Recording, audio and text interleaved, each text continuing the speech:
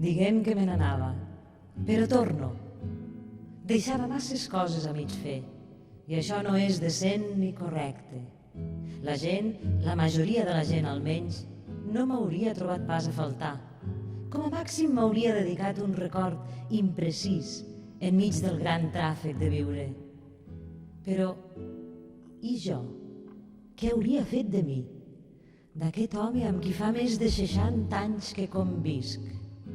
Cada vespre en rentar-me la boca, la vergonya m'hauria fet envermellir de ràbia i fins i tot potser d'enveja.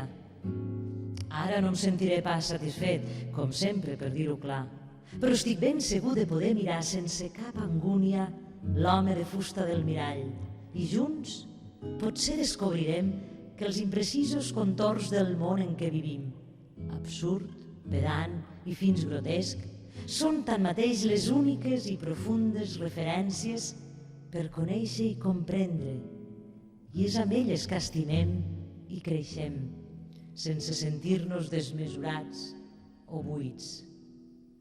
Ho repeteixo, diguem que me n'anava, però em quedo.